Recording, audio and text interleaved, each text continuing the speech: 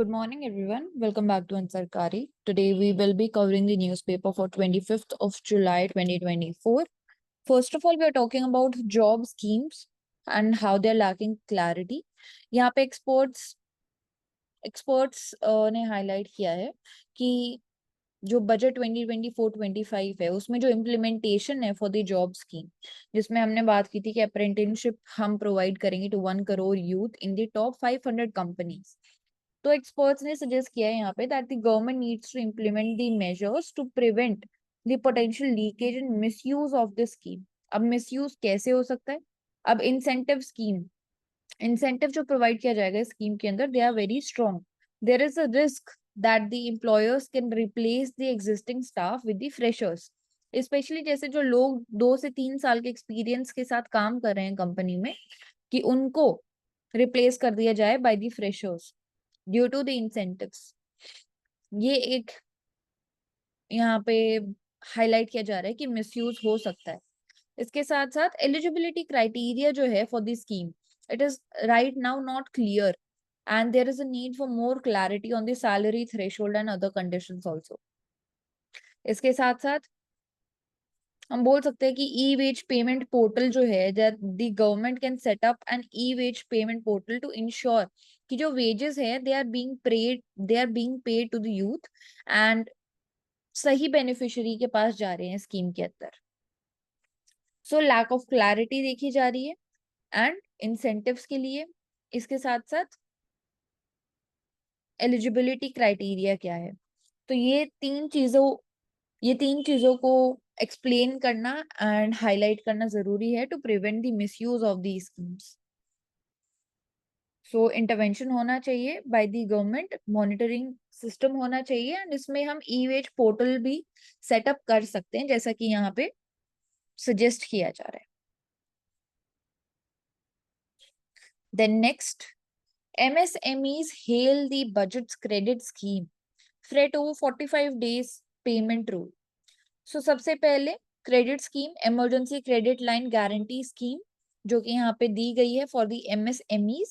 तो बजट ने प्रपोजल दिया है for the credit guarantee scheme and it has been welcomed. इसका मेजर बेनिफिट जो MSME को मिलेगा वो ये है कि जो टेक्निकल अपग्रेडेशन है MSME सेक्टर के अंदर एंड जो सेविंग्स होंगी टेक्नोलॉजी को अपग्रेड करने की वजह से, वो पूरा प्रोसेस स्पीड अप हो जाएगा। कैसे स्पीड अप होगा? क्योंकि 45 डे पेमेंट रूल प्रोवाइड किया जा रहा है MSMEs के लिए, जिसमें जो बड़ी कंपनीज हैं उनके लिए मैंडेटरी हो जाएगा एक तरीके से कि 45 डेज के अंदर ही 45 day in within the 45 days of receiving the goods and services from the MSME sector, they have to make the payments. अगर नहीं करेंगे, if not, then they cannot deduct the expenses from the taxable income, जिसकी वजह से और ज्यादा high tax उनको पे करना पड़ेगा। तो 45 डे पेमेंट रूल जो है ये स्पीड अप करने की बात कर रहे हैं पूरे टेक्नोलॉजिकल अपग्रेडेशन के प्रोसेस को फॉर द MSME, जो कि एक पॉजिटिव एस्पेक्ट बताया जा रहा है। बट द फ्रेट क्या है अब इसको लेके? तो फ्रेट कंसर्न यहाँ पे ये है कि जो MSME है, दे आर फियरिंग दैट ये प्रोविजन जो है डबल एज स्वॉर्ड की तरह काम कर सकता है एंड डिस्करेज कर सकता है लार्ज कंपनीज को from doing business with them instead of opting for non MSME suppliers, क्योंकि वहां पे 45 डे पेमेंट रूल नहीं होगा। तो बात की जा रही है कि क्या हम रिलैक्सेशन कर सकते हैं इस रूल के अंदर, बट इसको एड्रेस अभी नहीं किया गया है इन दी बजट। तो हम आगे देखेंगे कि कैसे ये रोल आउट होगा एंड कैसे ये इम्पैक्ट करेगा MSMEs को। कंसर्न यहाँ पे यही है कि जो 45 डे पेमेंट रूल है, it may discourage the large companies for investing in the MSMEs and rather वो नॉन MSME सेक्टर में ज्यादा जाने लग जाएंगे due to the rule of 45 day payment rule. Then next, food subsidy may sharply overshoot budget estimates of 2.05 trillion rupees. So food subsidy, sharp increase expected है food subsidies में in the financial year 25 and उसकी वजह से बोला जा रहा है कि it is likely that we will see a sharp increase against the budget estimate जो कि 2.05 ट्रिलियन रुपीस दिया गया है। अब रीजन क्या होगा इस इंक्रीज का? क्योंकि इकोनॉमिक कॉस्ट जो है पीडीएस राइस का, पब्लिक डिस्ट्रीब्यूटेड राइस, जो इकोनॉमिकली मार्जिनलाइज सेक्शन को हम देते हैं, with the stocks being 3.5 times the buffer at present, उसकी वजह से बोल सकते हैं कि इकोनॉमिक कॉस्ट जो है वो भी इंक्रीज होगा। एफसीआई ने हाईलाइट किया है, that is food corporation of India. It currently holds 47 million tons of rice stocks and 15 million tons of grain receivable from the millers. So government का इनिशिएटिव है यहाँ पे प्रधानमंत्री गरीब कल्याण अन्न योजना, या फिर उसको हम फ्री राशन स्कीम भी बोलते हैं, जिसके अंदर 800 million beneficiaries they receive the benefits, and इसको 2028 तक हम इम्प्लीमेंट करेंगे। इसी वजह से बोला जा रहा है कि जो पीडीएस राइस है उसकी जो माउंटिंग इकोनॉमिक कॉस्ट है, उसी की वजह से एक शार्प इंक्रीज एक्सपेक्टेड है बजट एस्टिमेट के अंदर भी। सो इम्पोर्टेंट है यहाँ पे इकोनॉमिक कॉस्ट ऑफ राइस के साथ क्या क्या जुड़ा हुआ है। जो इकोनॉमिक कॉस्ट ऑफ राइस है वो क्यों बढ़ रही है? क्योंकि एमएसएमई दिया जाता है, स्टोरेज के लिए फैसिलिटी लगती है, ट्रांसपोर्टेशन की कॉस्ट आती है, एंड दूसरे कॉस्ट भी होते हैं। तो उन सबको मिला के हम बोल सकते हैं कि इंक्रीज हो रहा है, तो सरप्लस हो रहा है इन द राइस स्टॉक्स, तो इकोनॉमिक कॉस्ट जो है वो भी इंक्रीज होगी। The next is regarding Sangameshwar temple in Nandyal district of Andhra Pradesh. हम बोल सकते हैं कि चालुक्य डायनेस्टी के टाइम पे इसको बनाया गया था। संगमेश्वर टेम्पल,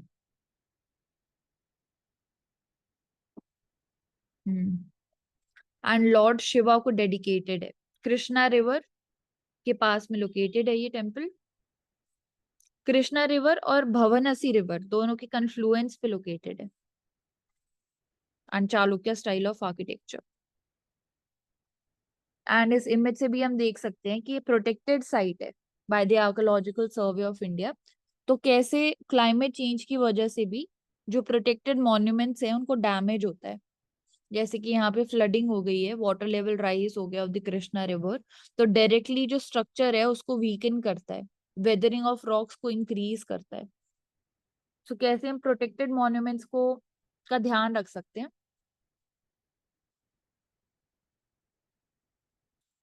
यहाँ पे ये हाईलाइट होता है from the picture.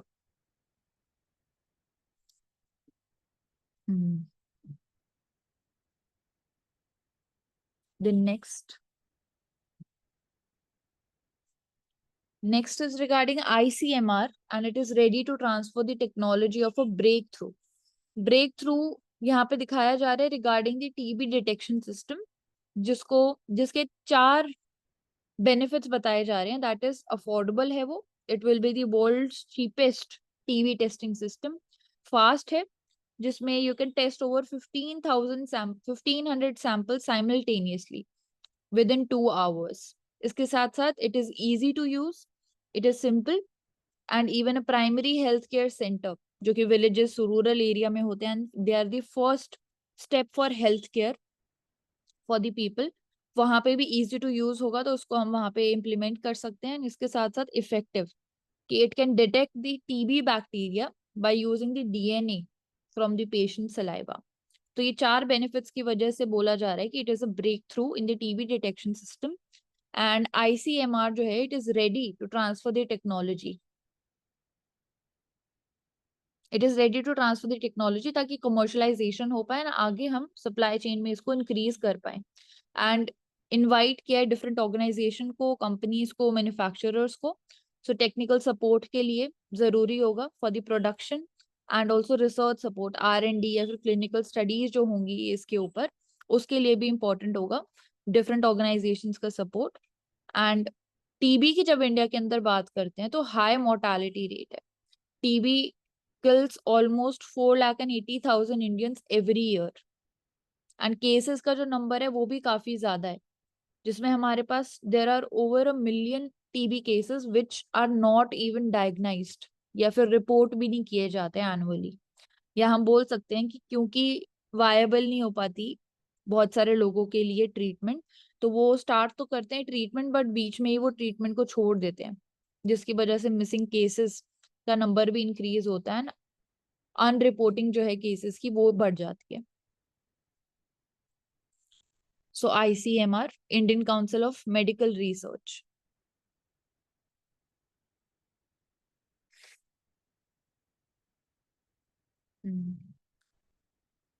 The next is regarding center defends the fact check units and says there is the right to correct information, it is important. So Bombay high court के अंदर हम यहाँ पे देख सकते हैं कि ये मैटर है जो कि that is currently being heard with the government, जो अपने आर्गुमेंट्स कंटिन्यू कर रहे हैं। एंड यहाँ पे हाईलाइट किया है the right to correct the information. Government यहाँ पे आर्ग्यू किया है कि ये राइट टू करेक्ट जो इंफॉर्मेशन है इट इज एसेंशियल, ताकि लोगों को बचा सके हम from being misled by the false information. And जो फैक्ट चेक यूनिट है वो एक लीस्ट रिस्ट्रिक्टिव मेथड है अगर हमें फेक इंफॉर्मेशन को काउंटर करना है। इसीलिए वो आइडेंटिफाई करता है और हाईलाइट करता है जो भी फॉल्सहुड या फिर जो भी मिस इन्फॉर्मेशन इंस्टेंसेस के अंदर थी। तो नीति आयोग के द्वारा भी फैक्ट चेक यूनिट है, इसके साथ साथ प्राइवेट कंपनीज भी हैं बहुत सारी जो फैक्ट चेक यूनिट्स को एम्प्लॉय करती हैं, जिसमें न्यूज चैनल्स भी बहुत सारे इसमें इन्वॉल्व हैं। बट कुछ चैलेंजेस इसके साथ अभी भी हैं, जिसमें बोला जाता है कि क्या ये freedom right to freedom of expression and speech को वायलेट कर रहा है। सो आर्टिकल और 9। एक और इसमें इसमें एक और है कि फैक्ट चेक, अगर फॉर एग्जांपल गवर्नमेंट के कोई स्कीम्स है या फिर उन उन्हीं के अगर फैक्ट चेक सिस्टम क्रिएट किया जाएगा, तो ऐसा हो सकता है ना कि जो ऑपोजिशन पार्टी है वो जब रेज कर रहे हैं कुछ कुछ इशू, वो फैक्ट चेकिंग एक तरह से बायस हो सके। तो who will check the fact check, who will fact check the fact check basically. इसलिए फैक्ट चेक जो है ना, एक तरह से स्टैट्यूटरी रेजीम या फिर it is considered as final arbitrator. और अगर गवर्नमेंट का मोनोपोली हो जाएगा ओवर द ट्रूथ, तो उसके कारण फिर it can hamper the overall information system. That is why fact check unit होना चाहिए। It should contain wide spectrum, wide ranges of stakeholder, right from media, civil society, even government. तभी जा करके वो थोड़ा ज़्यादा न्यूट्रल हो सकता है। Yes. Next, why Supreme Court couldn't agree on environmental release of GM mustard? So ये हम देख भी चुके हैं, इसमें मेजर हाईलाइट यही है कि यहाँ पे जो प्रोसीजर है that was followed by GEAC, genetic engineering appraisal committee, of approving the GM mustard, उसको फ्लॉड बताया जा रहा है एंड बोला जा रहा है कि उन्होंने नेसेसरी प्रोसीजर जो है वो फॉलो ही नहीं किया। एंड प्रिकॉशनरी प्रिंसिपल जो लेना चाहिए GM क्रॉप्स के लिए वो वायलेट हुआ है यहाँ पे, क्योंकि वो बहुत ज्यादा जरूरी है कि पब्लिक हेल्थ लॉन्ग टर्म में हम मेंटेन कर पाए और इन्वायरमेंट को भी जो इम्पैक्ट हो रहा है उसके अकॉर्डिंगली हम रोल आउट कर पाए GM क्रॉप्स को। तो कुछ प्रॉब्लम्स रिलेटेड होती है विद GM क्रॉप्स, जैसे कि कैसे इम्पैक्ट करेगा बायोडाइवर्सिटी को, सॉइल को, वाटर को, इसके साथ साथ लॉन्ग टर्म में ह्यूमन हेल्थ के ऊपर क्या इम्पैक्ट आएगा। अभी इंडिया में बात करते हैं तो सिर्फ एक ही GM क्रॉप है दैट हैज बीन अप्रूव्ड, जो कि है BT कॉटन। सो GM क्रॉप्स के अंदर एक ये भी चैलेंज आता है कि अभी के टाइम पे देखते हैं तो GM क्रॉप्स के लिए कोई भी मैंडेटरी लेबलिंग नहीं है, IPR का इशू आता है।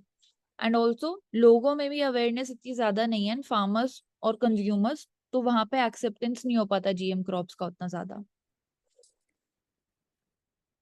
सो लेबलिंग होनी चाहिए सबसे पहले तो, ताकि हमें पता चल पाए उसके बारे में एंड हम ट्रेस कर पाए कि क्या क्या फैक्टर्स इन्वॉल्व हैं। इसके साथ साथ हम बोल सकते हैं कि अवेयरनेस बढ़ानी चाहिए, एक्सपर्ट्स के जो थॉट हैं या एक्सपर्ट्स का जो विजन है रिगार्डिंग दी जीएम मस्टर्ड या फिर दूसरे जीएम क्रॉप्स, उसके बारे में और अवेयरनेस होनी चाहिए।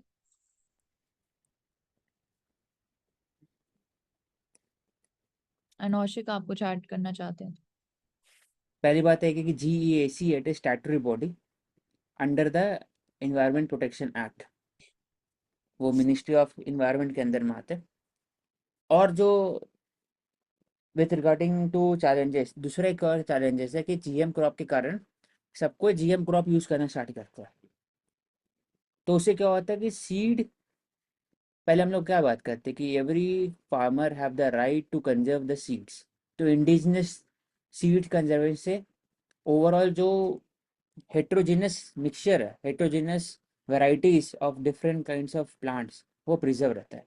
लेकिन GM क्रॉप के कारण सीड जो है it is get monopolised by the several marketing companies.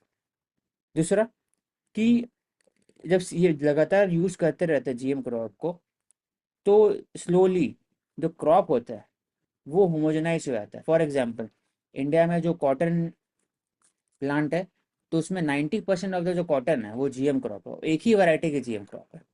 तो ऐसा बोल सकते हैं कि GM क्रॉप करिए, लेकिन और भी वैरायटी उसमें करिए, ताकि ओवरऑल क्या होगा कि अगर उसमें भी कोई भी पेस्ट होंगे, it get immune to that thing, तो it will effect all the species, एक ही स्पीसीज इसमें, it will effect all the crops of the same स्पीसी।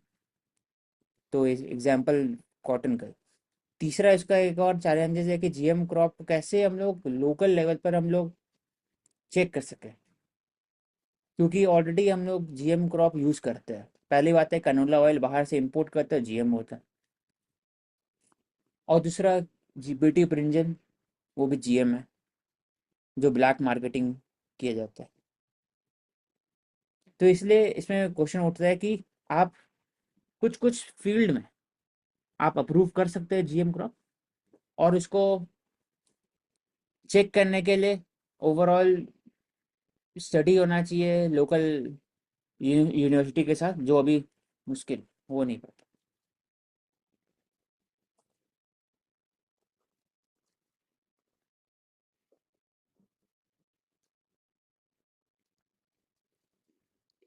The next is regarding grasslands in Kutch will likely host cheetahs from Africa.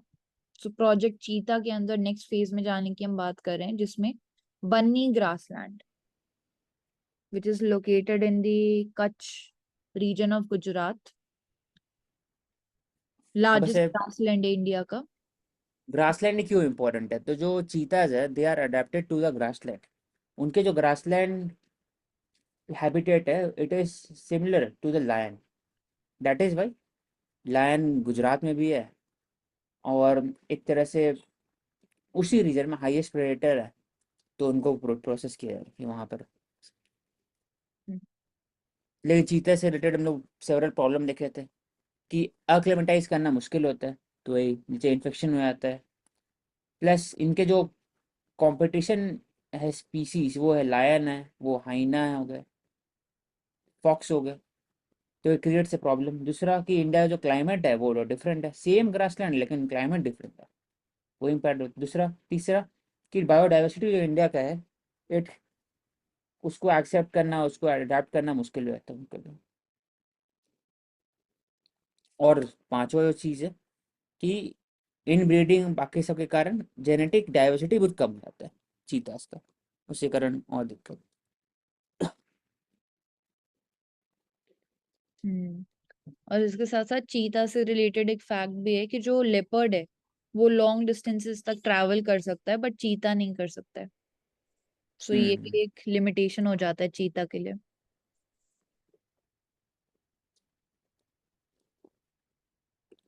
Hmm. A big step towards the transformation of various sectors.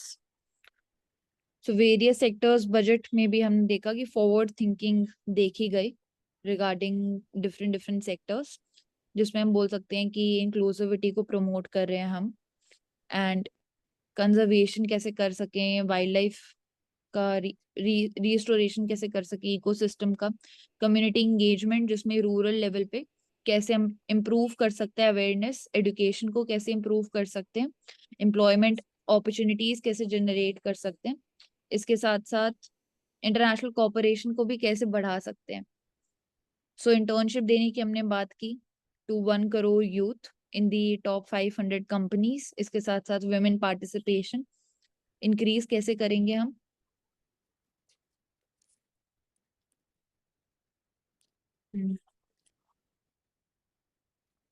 सब पे focus किया गया, वही है। Global capability centres and 3 drugs ना cancer से related. हाँ, हर एक एस्पेक्ट में फोकस किया गया, ये बोला जा रहा है कि न्यूक्लियर एनर्जी फोकस किया है, modular small modular research, nuclear energy reactor focus, ASMR पर फोकस किया जा रहा है, बायो एनर्जी हो गया, फिर कोल क्लीन कोल स्टैब्लिश किया जा रहा है, हर एक एस्पेक्ट। सोलार हो गया, विमेन पार्टिसिपेशन हो गया, from women empowerment to women led development focus किया है। एजुकेशन में भी स्केलिंग, बजट, ट्रेनिंग, सब चीज़, यस। तो inclusive affordability and accessibility. And prioritise किया है हमने इंक्लूसिविटी एंड फिस्कल प्रूडेंस को। Physical inclusivity. प्रूडेंस मतलब कि जितने आपके रेवेन्यू एक्सपेंडिचर हो रहे हैं उतने ही रेवेन्यू जनरेट होना चाहिए। जैसे हिंदी में कहावत है कि जितने चादर है उतनी पैर पसारना चाहिए, वही वाली physical prudence. Yes.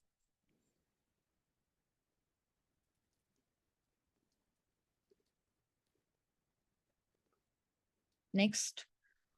Urban transformation strategy, तो overall urban transformation, urbanization India, तो खुद से वी कैन थिंक कि क्या प्रॉब्लम है अर्बनाइजेशन में करेंटली।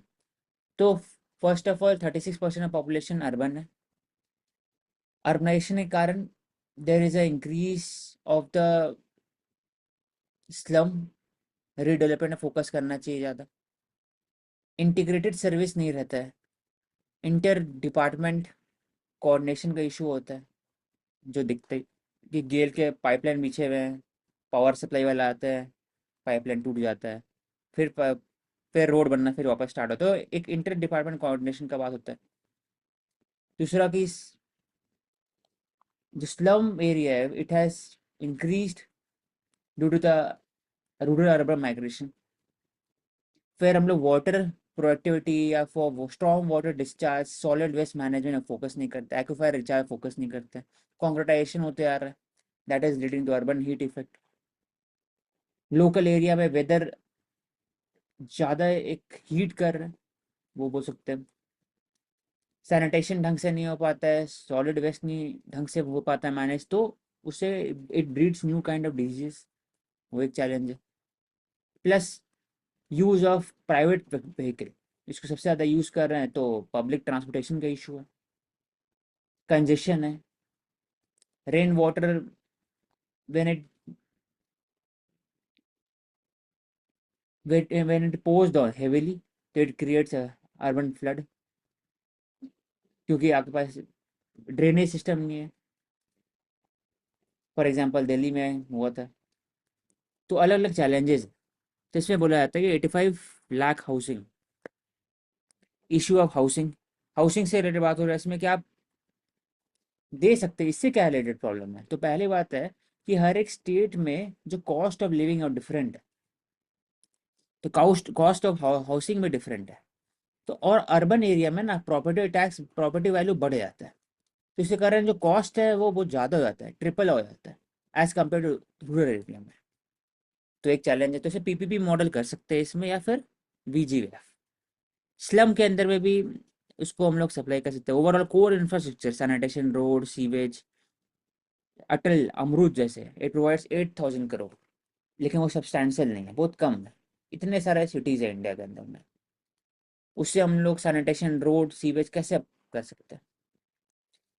पीपीपी मॉडल अप्लाई किए थे हर एक सिटी के अंदर में for implementing smart city mission, लेकिन उससे प्रॉब्लम क्या था कि उसमें जो इलेक्टेड लोग थे they do not have much power. Unelected bureaucracy वो चला रहे थे एसपीवी को, स्पेशल पेपर लेके। Allotment of the smart city mission वो भी स्लो था उसमें। फिर बजट तो बात कर रहे हैं with regard to 11.11 lakh crore in capex in infrastructure. Interest free loan भी देंगे 1.5 lakh crore. Smart city programme में भी 8,000 करोड़ दिया गया, लेकिन देखा जाता है सब बहुत कम है, इनएडिक्वेट है। फिर लैंड रिकॉर्ड उससे रिलेटेड इश्यूज रहता है, रेवेन्यू हो नहीं पाता ऐसे। तो क्या करना चाहिए, डिटेशन ऑफ प्रॉपर्टी एंड टैक्सेस से फोकस करना चाहिए। तो ओवरऑल प्लानिंग क्या होना चाहिए, तो मेरे हिसाब से सिटी प्लानिंग तो है, लेकिन सिटी प्लानिंग सबसे इम्पोर्टेंट जो पार्ट होना चाहिए वो होता है बेसिक एम्यूनिटीज, उससे चर्चा होना चाहिए। फिर स्टॉर्म वाटर या वाटर डिस्चार्ज या sanitation planning, water planning focus सबसे ज्यादा करना चाहिए। अगर सिटी है सब चीज है, वाटर ही नहीं है, खत्म हो गया सिटी। फूड अगर नहीं है तो फूड के लिए आप वेट कर सकते हैं 2-3 दिन, वाटर के लिए आप नहीं कर सकते। वाटर इज अ कोर, तो वाटर प्लानिंग होना चाहिए। फिर development of roads without overloading traffic on roads, तो कैसे हो सकता है, पब्लिक ट्रांसपोर्टेशन, आरआरटीएस हो गया एग्जाम्पल उसका है, ट्रैम हो गया, ई ट्रैम सर्विसेज, बसेस हो गए। Development of peri urban areas, मतलब जो एक मेन सिटी होगा उसके आसपास में एक अर्बन एरिया होंगे जिससे जो कनेक्ट होता है बीच में, तो पेरी अर्बन एरियाज वो धीरे धीरे वहाँ पर अर्बनाइजेशन हो सकता है।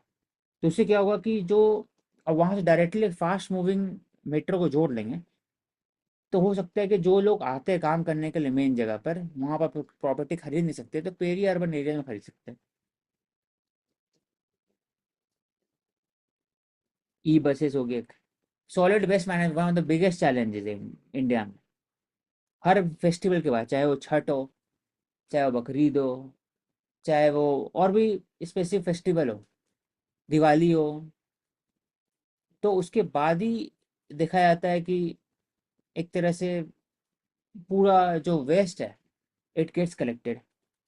सीवेज ट्रीटमेंट प्लांट होता नहीं है, तो दैट इज वाई कैसे फोकस कर सकते हैं, creation of sewage treatment plant. तो जल बोर्ड हो गया या फिर सॉलिड वेस्ट मैनेजमेंट बोर्ड हो गया हर एक स्टेट लेवल के अंदर में, उस पर ट्रांसपेरेंसी होना चाहिए, कहाँ कहाँ प्रोजेक्ट कहाँ इम्प्लीमेंट कर रहे हैं। फिर वीजीएफ, वायबिलिटी गैप फंडिंग पे फोकस कर सकते हैं। Example Indore, viability gap funding मतलब हुआ कि कोई भी स्कीम है, फॉर एग्जाम्पल उसको 100 करोड़ रुपीज लगेगा प्रमोट करने में, सीवेज ट्रीटमेंट प्लांट बनाने में, तो 60% सरकार दे सकते हैं, बाकी 40% प्राइवेट सेक्टर दे सकते हैं। जो गैप रहेगा वो सरकार पूरा कर सकता है।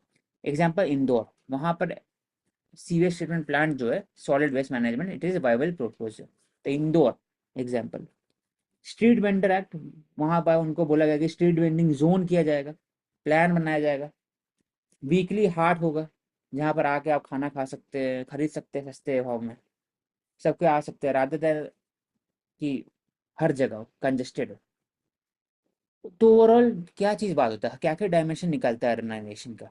तो पहली बात उसका अर्बनाइजेशन से रिलेटेड बेसिक इंफ्रास्ट्रक्चर, वाटर हो गया, सॉलिड वेस्ट मैनेजमेंट हो गया, स्लम रीडेवलपमेंट हो गया, उसके बाद फिर पुअर के लिए अर्बन हाउसेज हो गया, फिर creation of the new towns in peri urban areas around the main city, transition transportation traffic system, फिर mitigation of pollution, creation of the forest urban forest, street vendors act, ये सब areas हो गया। तभी जाके अर्बनाइजेशन जो होगा sustainable हो सकता है इंडिया में।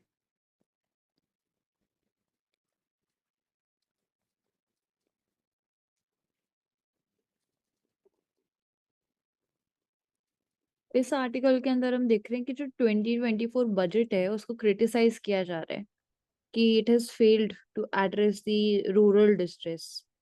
सप्लाई साइड पे सप्लाई साइड पे ज्यादा फोकस किया है, डिमांड साइड पे फोकस नहीं किया है on the rural investment. And इसके अलावा जो की स्कीम्स हैं जैसे मनरेगा, पीएम किसान, उनको सफिशिएंट एलोकेशन नहीं दिया गया है। सो आशिक, आप एग्री करते हो इससे? मनरेगा हो गया, फिर बाकी जगह स्कीम फॉर एग्जाम्पल सब स्मार्ट मिशन हो गया, अमरूत हो गया, सब में कम दिया गया। लेकिन एट द सेम टाइम मनरेगा अलॉटमेंट कम हुआ है, डिक्लाइन हुआ है।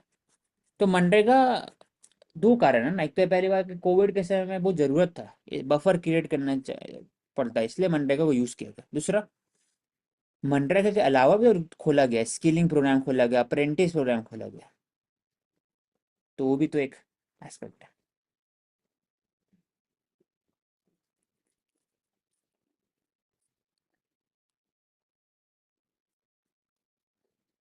आप ले लो इसको। लिंगायत कोटा डिमांड्स इन कर्नाटका, तो ओवरऑल उनको एक ओबीसी स्टेटस मिला है, 15% जॉब वो अवेल कर सकते हैं in college admission and government jobs. तो जो लिंगायत है, वीर शैव लिंगायत, तो बासवाना जो है 12th सेंचुरी फिलोसफर, उनको फॉलो करते हैं। उनका क्या रोल रहा है, वीर शैवा, तो शैविज्म का एस्पेक्ट आता है इसमें।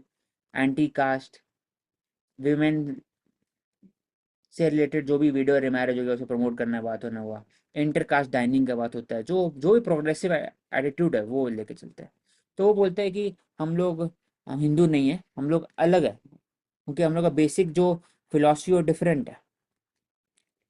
अब जो लिंगायत पॉपुलेशन है वो मोनो मोनो ब्लॉक नहीं है, लिंगायत का बात हो रहा था यहाँ पे, तो लिंगायत के अंदर मोनो ब्लॉक नहीं है, मोनोलिथ नहीं है। उसके अंदर में 70% जो लिंगायत पॉपुलेशन है वो पंचामलसली से, जो एग्रीकल्चरिस्ट है।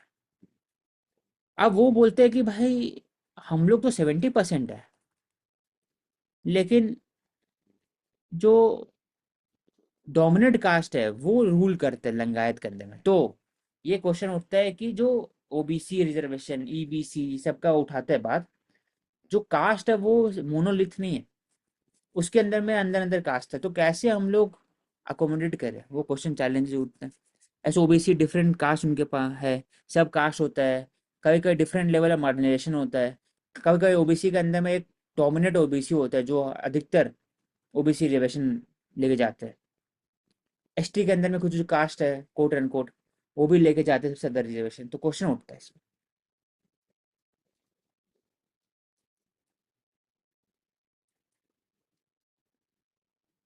और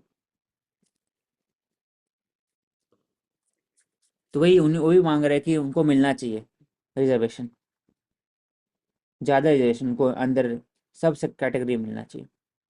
तो सब कैटेगराइजेशन का बात हो रहा है, बोला जाता है।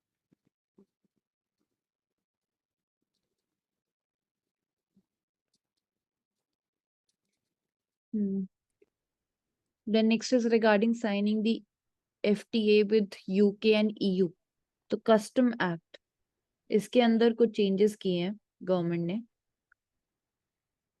Hmm. तो पहले जो सर्टिफिकेट ऑफ ओरिजिन बोला जाता था कस्टम्स एक्ट के अंदर 1962, उसको भी चेंज कर दिया with the proof of origin, वो देना होगा। इसके साथ साथ एक सेल्फ डिक्लेरेशन लेना होगा ट्रेड पैक्ट के अंदर।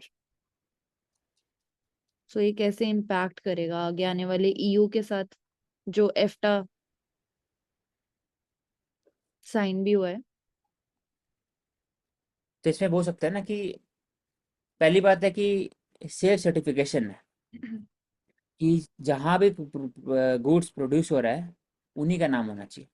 क्यों ऐसा इंपॉर्टेंट है, क्योंकि ऐसा देखा जाता है कि चाइनीज गुड है, ये क्या करते हैं कि सब बन जाता है, फिर तीसरा कंट्री के थ्रू इंपोर्ट होता है।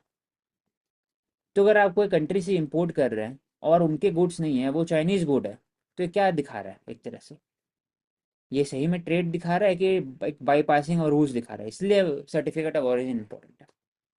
बहुत बार ब्रीच हुआ है, 60% jump in silver import for example UAE के थ्रू, कस्टम ड्यूटी वहाँ जीरो हो गया तो यूए के थ्रू सबसे ज़्यादा इंपोर्ट हो रहा है, वो एक चैलेंज हो जाता है। तो री routing of goods through other country, ये देखा गया, विच इंडिया है साइन FTA। अब चाइना क्या है कि उसका FTA साइन नहीं हुआ है, तो वो दूसरे कंट्री के थ्रू करवा सकते हैं इंडिया का अगेंस्ट अंदर में इम्पोर्ट। उससे क्या उनको कस्टम ड्यूटी बच जाएगा, और दूसरा कि goods will be more cheaper, and it will hamper the growth of the local industry India के अंदर में। ये और चीपर हो गया एक तरह से, चाइनीज चीपर तो है ही, लेकिन उसके अलावा भी। तो circumvention of rules of origin have been happening regularly, इसलिए इन्फोर्समेंट चाहिए, इसलिए कस्टम ड्यूटी के अंदर में अमेंडमेंट का बात हुआ था। तो गुड ट्रैकिंग सिस्टम होगा, सेल्फ सर्टिफिकेशन होगा। ऐसे लिखा हुआ ना कि China and other country through Indonesian Vietnam, goods China में बन रहा है लेकिन वियतनाम के थ्रू इंडिया में इंपोर्ट हो रहा है, इसको करने के।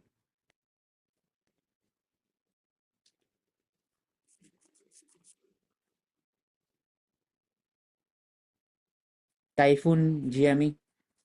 तो हम लोग जब भी ट्रॉपिकल साइक्लोन की बात करते हैं तो टाइफून यहाँ पर होते हैं साउथ चाइना सी और in the eastern region. Monsoon India के आसपास, इंडियन सब कॉन्टिनेंट हो गया। हरिकेन हो गया US के साइड।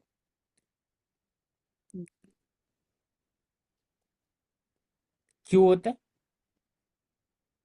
टाइफून जनरेट, कैसे होता है?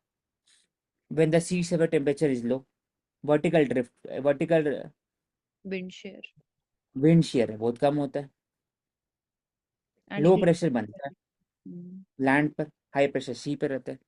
तो आते हैं सवाल। तो आई फॉर्मेशन बहुत जल्दी होता है, इसी कारण टाइफून। एंड जो आई होता है उसके सेंटर पे लो प्रेशर होता है। Hmm. Then we can next. Take up in hmm. Okay.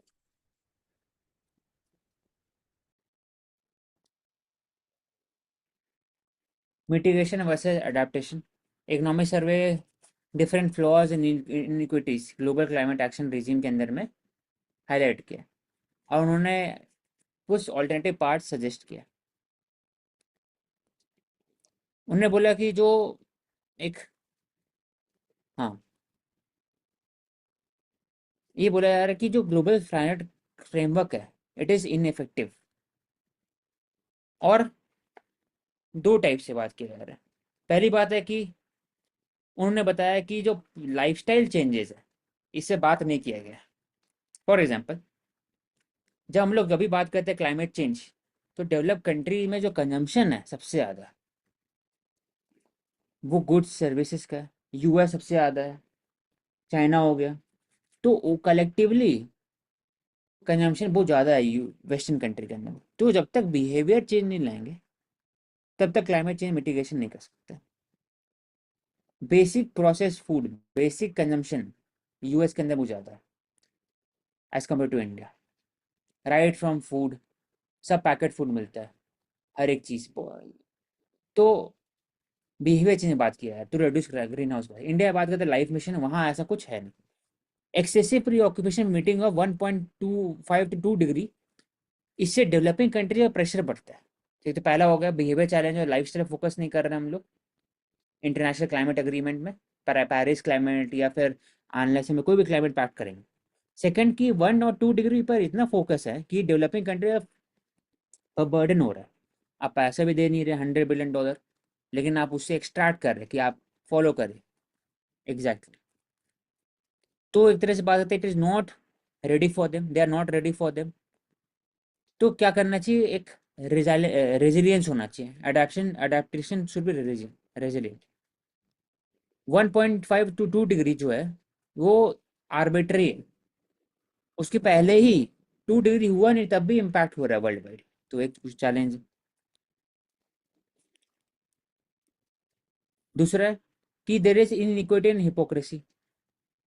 पहली बात है कि US हाईएस्ट हिस्टोरिकल रिस्पॉन्सिबल सबसे ज़्यादा है। 2019 में एमिशन जो 6% ज़्यादा था 1990 से, लेकिन तब भी हमेशा बात होता है इंडिया और चाइना का। तो क्लाइमेट आर्किटेक्चर के अंदर में हम लोग को हर एक कंट्री के पर कैपिटा फोकस करना चाहिए। जब GDP पर कैपिटा होता है ये भी पर कैपिटा होना चाहिए।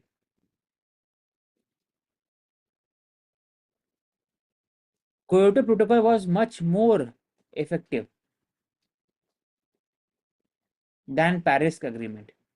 इसमें क्योटो में बात किया गया था कि आप $100 बिलियन देंगे, उसमें अलग अलग एवेन्यू बनाया गया था, clean development mechanism, joint implementation etcetera, लेकिन उसको फॉलो नहीं किया गया।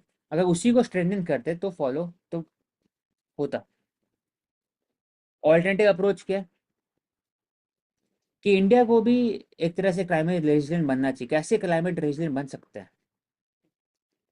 तो जो बिल्डिंग, हर एक बिल्डिंग है, it should be adapted according to the climate.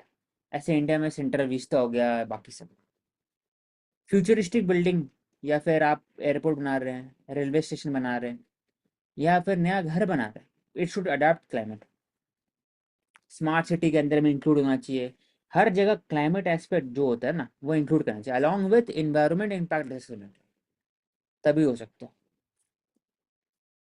Mission life, वही बिहेवियर चैलेंजेस से भी इंडिया बात करता है, लाइफस्टाइल से रिलेटेड हम लोग कैसे कम कर सकते हैं impact on climate. 3R economy को अडेप्ट करना है, रीयूज, रिसाइकिल, रिकलेक्ट। तो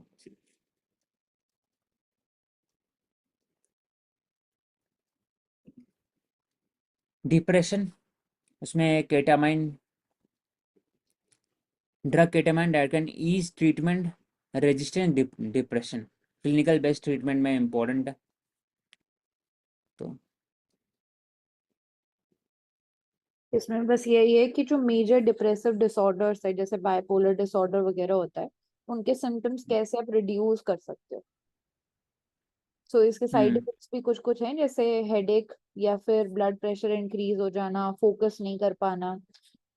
तो ओवरडोज अगर होता है या अब्यूज करे आप ड्रग को फॉर, तो उसके साथ साथ ये साइड इफेक्ट्स भी देखे जाते हैं। और R107 टैबलेट्स हैं जो इसके लिए दी जाएंगी।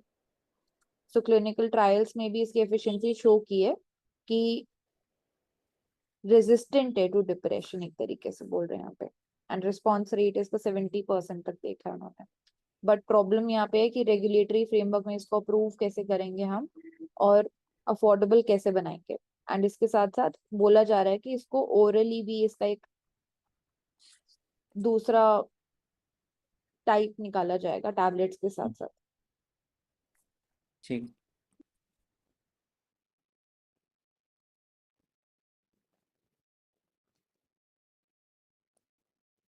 IT ministry looks to procure 500 GPU, graphic processing unit, 551 crores। All India mission, India AI mission के लिए उन्होंने बात की है 10,000 GPU चाहिए।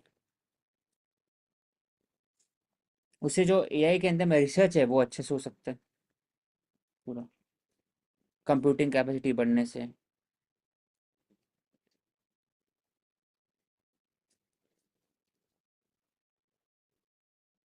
NVIDIA has nearly virtual monopoly, her aspect में से यूज होता है।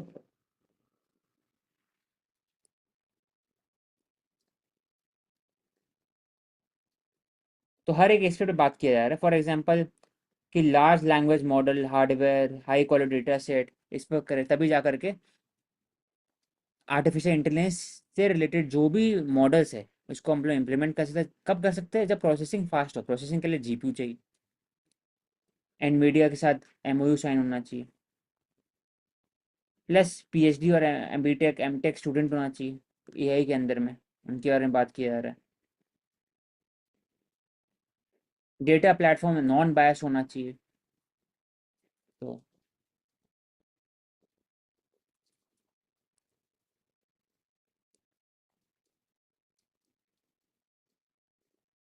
सुभाष धंडेकर, जो हम लोग एक ज्योमेट्री बॉक्स खरीदते थे बचपन में, उन्हीं के एक तरह से फाउंडर थे, कैमलिन।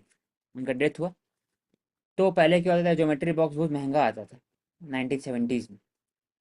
जैसे प्री लिबरेशन होता है, तो ऐसे कैंपा कोला, कोको कोला के अगेंस्ट में राइवल कंपनी था, अभी वापस से Campa Cola is bought by Reliance.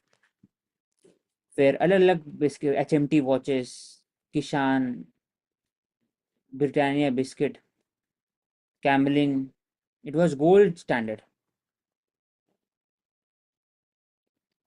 तो उसको एक तरह से अफोर्डेबल बनाया गया, कंपास को, फिर प्रोट्रैक्टर को, पेंसिल हो गया, रबर हो गया, हर चीज़ को। तो Camlin.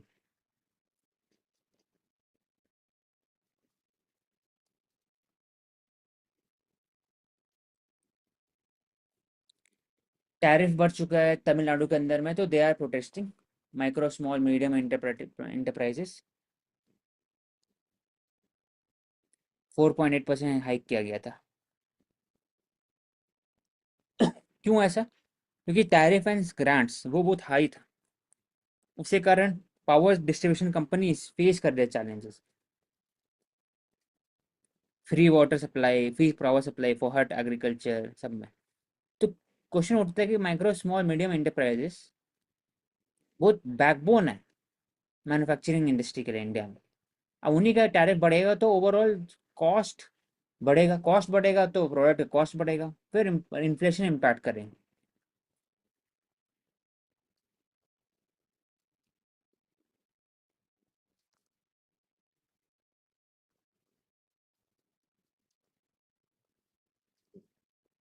Is immunity for the president governor absolute? तो इस पे क्वेश्चन पहले हमने उठा चुके हैं, लेकिन इस पे रूलिंग आएगा अभी। 3 जज बेंच ये बात की है कि जो इम्यूनिटी है, इट इज अटॉर्नी जनरल से पूछ रहे हैं कि इम्यूनिटी जो एब्सोल्यूट है।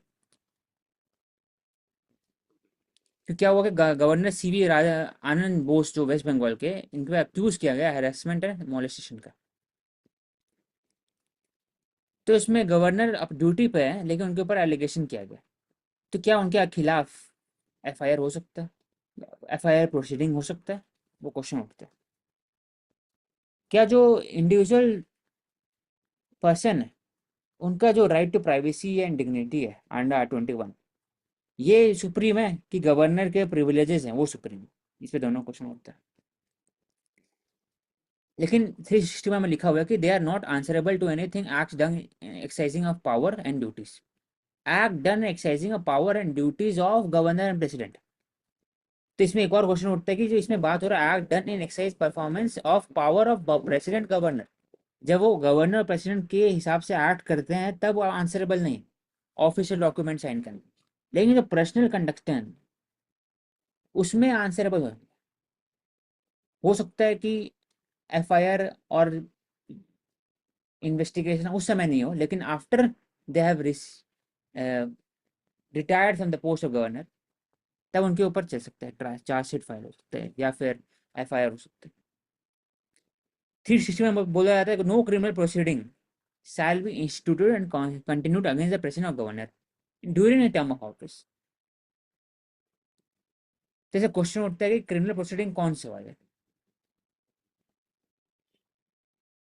तो इसको पूरा वाइडर इंटरप्रेट किया गया ड्यूरिंग टर्म ऑफ ऑफिस। वो कुछ भी कर सकते हैं, ऐसा इंटरप्रिटेशन भी होता है। लेकिन जो अलग अलग क्वेश्चन पे उठाया गया है बार पर कि आर्टिकल 21 इंफ्रिज हुआ है एक महिला का, तो आर्टिकल 361 ऊपर है कि 21 ऊपर है? और 361A did not take away the power of citizen to challenge the action of power president and ground on the governor on the ground of मैलिफाइड।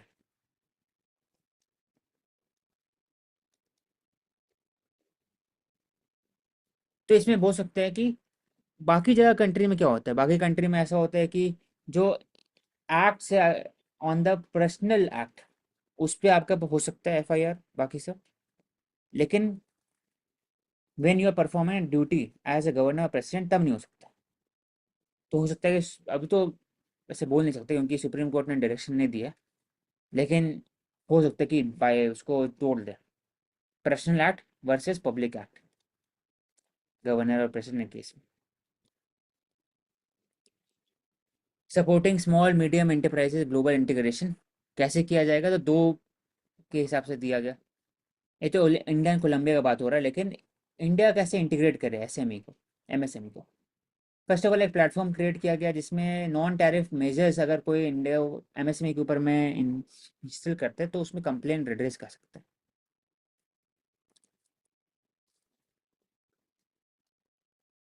दूसरा लोन्स के बारे में बात किया गया, अफोर्डेबल लोन्स, पीएलआई स्कीम्स हो गया,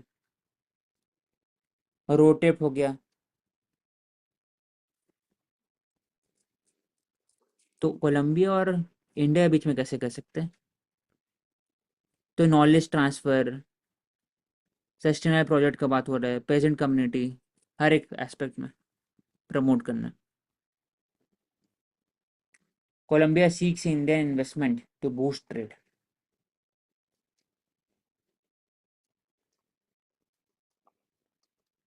थर्ड लार्जेस्ट कॉफी प्रोड्यूसर है वर्ल्ड का, leading source of emerald.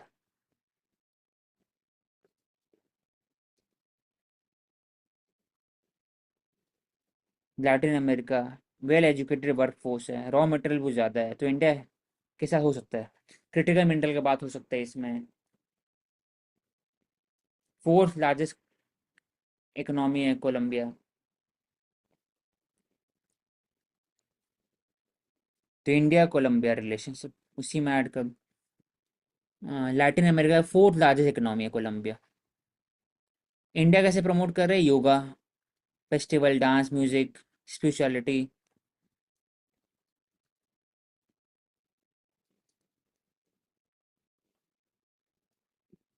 India का जो ओएनजीसी है और बाकी पब्लिक सेक्टर कंपनीज है वो इन्वेस्ट करने जा रहे हैं कोलंबिया में। ये रॉ मटेरियल है, किसमें फेमस है? कॉफी में। तो कॉफी वाले rich, third largest source, emerald में लार्जेस्ट है। फिर बाकी हॉर्टिकल्चर स्पीसीज, बटरफ्लाई, बर्ड्स, इसमें लीडिंग। तो उससे रिलेटेड जो भी एस्पेक्ट आता है वो से बात कर सकते हैं। वो भी एक तरह से हॉटस्पॉट रीजन में, अमेजन हॉटस्पॉट, जैसे इंडिया भी हॉटस्पॉट पे है वो भी वैसी है। बायोडाइवर्सिटी बहुत ज़्यादा अनपैरेलल्ड है, सेकेंड मोस्ट बायोडाइवर्सिटी कंट्री है इन द वर्ल्ड कोलंबिया।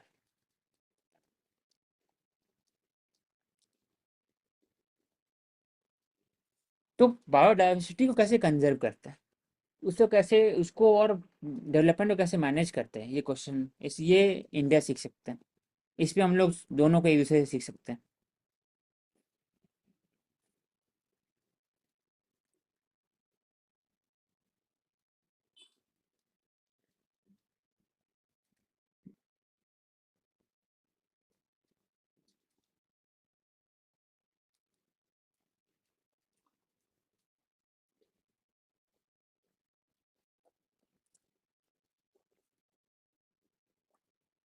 तो ओएनजीसी इन्वेस्ट किए, बाकी जगह इन्वेस्टमेंट हो रहा है, for example two wheeler sector, IT, pharmaceutical, energy sector है। तो कितने इन्वेस्टमेंट है? $5 मिलियन इन्वेस्ट किए हैं कोलंबिया इंडिया में। इंडिया ने इन्वेस्ट किया $300 मिलियन कोलंबिया में। तो इंडिया इन कोलंबिया।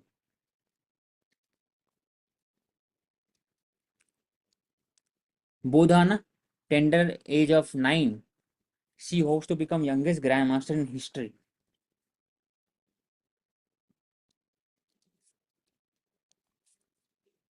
ये यूके की है, लोकल हीरो है, इंडियन ओरिजिन, तमिलनाडु से है।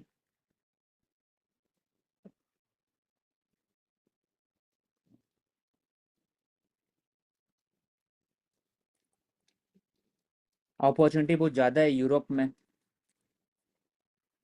पेरेंटल प्रेशर कम है। For example case study India में नहीं, वहाँ पर अभी 58th रैंक है अंडर 20 में, 21815 येलो पॉइंट्स है।